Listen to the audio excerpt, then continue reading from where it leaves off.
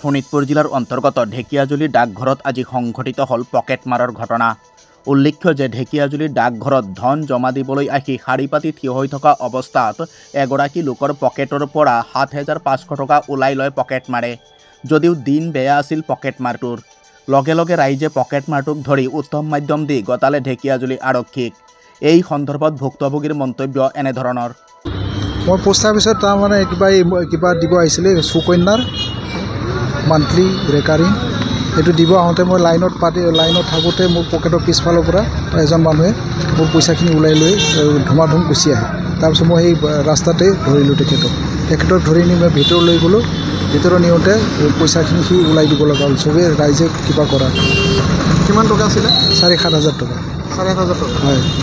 এতিয়া তেখেতৰ পৰা আপুনি এফ আই আৰ দিছে নেকি? হয়, থানাত মই এফ আই আৰ দি তেখেতক চমজাই থৈ আহিছোঁ। থানাত চমজাই দিছে? হয়। তেখেতৰ নাম কি গম পায়? হয়, তেখেতৰ নাম কাছেম আলী নেকি? হয়, আব্দুল হুছেইন, পিতা কৰিম আলী, লালমাটি, তেজপুৰ। এতিয়া তেখেতক আপুনি থানাত চমজাই দিছে? হয়। এতিয়া আৰক্ষী অধীক্ষকক কি আহ্বান জনাব?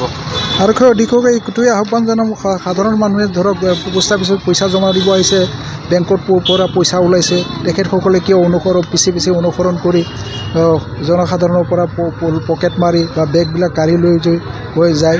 তেখেতসকলক উচিত শাস্তি দিব লাগে ধৰা পৰিলে, আৰু তেখেতসকলক যি আইনীমতে ব্যৱস্থা ল'ব লাগে। এইটোৱে মোৰ পৰা হ'ব। আপোনাৰ নাম? মহেশ্বৰ সুন্দৰ। আপোনাৰ ঘৰ? মোৰ ৫ নম্বৰ ৱাৰ্ড ঢেকিয়াজুলি।